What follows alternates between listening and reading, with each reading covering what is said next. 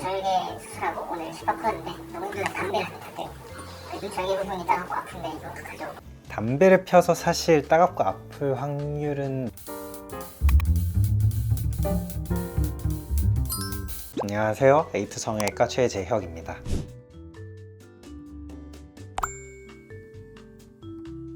눈 절개 수술하고 오늘 슈퍼 풀었는데 너무 힘들어서 담배를 폈대요. 눈 절개 부분이 따갑고 아픈데 이거 어떡하죠? 담배를 펴서 사실 따갑고 아플 확률은 높지는 않을 것 같고요. 그날 실밥을 풀었으니까 실밥을 풀 때도 미세미세한 상처들이 나니까 그냥 그게 조금 본인이 따갑게 느낀 게 아닐까 싶기는 하고요.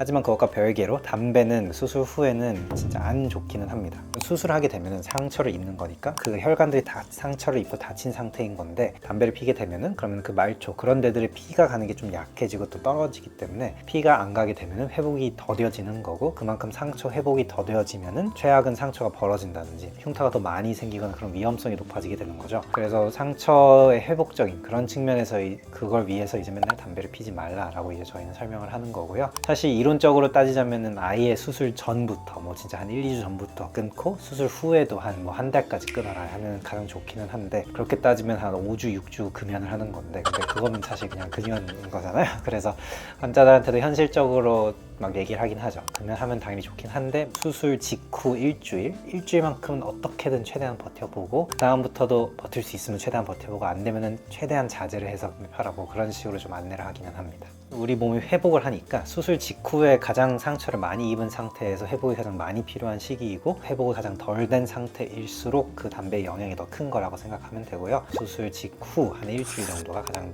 나름 중요한 시기인 거고, 길어지고 멀어질수록 그래도 조금은 더 안정화되고 조금은 영향이 덜 하기는 합니다. 제가 상수한 병원에서는 얼음찜질을 계속 하라는 말만 하고 온찜질 하라는 말은 없었는데, 이런 경우에는 어떻게 해야 될까요?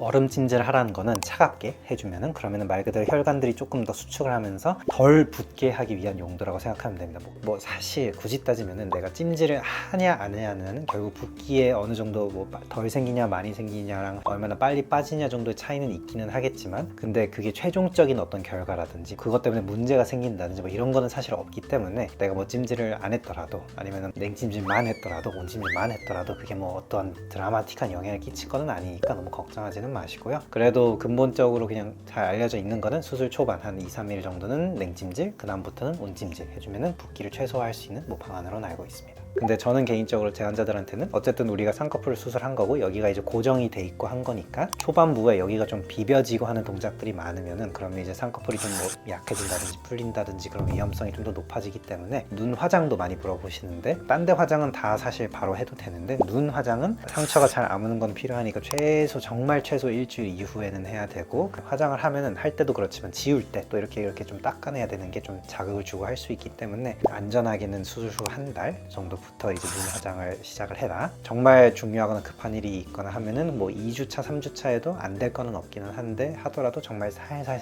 지워라 뭐 이 정도 얘기하면서 뭐 진행하긴 합니다. 10년 전에 부분 절개로 쌍수를 하고 당시에 자연스럽고 보기 좋았는데 10년이 지나니 속쌍으로 잘 안 보였어요. 이 뜻은 그럼 처음 쌍꺼풀을 했었던 거는 별로 높지 않았던 라인을 한 것 같아요. 조금 적당히 낮은 자연스러운 라인을 했었던 것 같은데, 10년이 지나면은 결국에는 우리가 노화가 되면서 슬프지만 처지면서 결국 쌍꺼풀이 덮이게 되는 거죠. 결국에는 쌍꺼풀이 있었던 게 계속 피부가 이렇게 처지면서 덮이게 되는 건데, 이거는 이제 좀 낮았던 쌍꺼풀이 있던 사람들은 쉽게 말해서 빨리 덮이는 거죠. 높았던 쌍꺼풀은 똑같이 덮이더라도 여전히 쌍꺼풀이 좀 있는 거니까. 그럼 그때 이제 재수술을 해주면서 눈썹이 떨어졌는데, 제 생각에는 피부가 이제 처지기 시작하니까 얘가 이제 심해지니까 눈을 이제 가리기 시작하니까, 원래 이마 눈썹을 쓰면서 좀 눈을 뜨셨나 보네요. 근데 쌍꺼풀을 새롭게 잡으면은 이제 더 이상 얘를 쓸 필요가 없으니까 얘가 이제 내려온 게 아닐까 싶은데, 근데 쌍수 라인 위가 너무 불룩해서 괴로워요.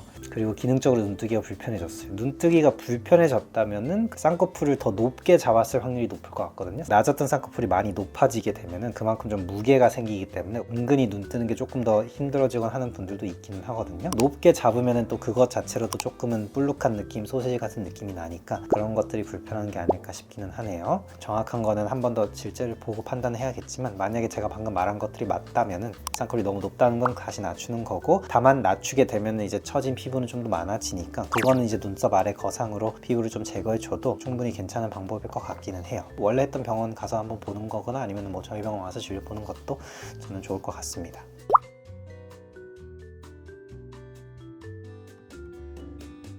그냥 기본적으로 쌍꺼풀이 안 풀린다는 가정 하에는 사실 뭐 눈이 그렇게까지 크게 변하지는 않고요. 붓기가 빠지면서 빠르면 6개월차, 길면 한 1년 이 정도 됐을 때 이제 최종 모양이 됐다고 말하기는 하고, 우리가 노화가 되는 거를 뭐 막거나 그런 건 아니기 때문에 노화는 당연히 진행이 될 거고, 일반적인 노화는 가장 큰 거는 피부가 처지는 거죠. 피부가 점점 처지기 때문에 쌍꺼풀이 있던 것도 조금씩 덮이게 되는 게 있고, 특히나 이제 앞쪽보다도 바깥쪽 여기 부위가 이제 좀 이렇게 좀 떨어지는 듯한 처지는 느낌이 많이들 생기게 되고요. 더 자세하게 가면은 우리 뼈대도 사실 조금씩 흡수가 돼서 좀 더 넓어지거든요. 안쪽 바깥쪽 이 방향으로 이렇게 좀 넓어지는데, 그것 때문에 눈 자체가 조금 더 이렇게 넓어지고 이렇게 좁아지는 그런 변화도 있기는 한데, 그거를 사실 인지하는 사람은 많지는 않고, 그러면은 볼륨, 지방이나 이런 것도 조금씩 꺼지기 때문에 장기적으로 보면은 조금씩 있기는 합니다. 오늘은 간단하게 유튜브에 달렸던 질문들, 눈 질문들을 기준으로 하여서 좀 답변을 드렸고요. 더 궁금한 거 있으면은 지금 이 영상 댓글 달아주시면은 그거에 대해서 친절히 또 답변해 드릴 테니까, 궁금한 거 있으면 여러 적어주시고, 아니면은 뭐 본인에 대해서 궁금한 게 있으면은 병원에 와서 진료 보는 것도 저는 언제나 환영입니다.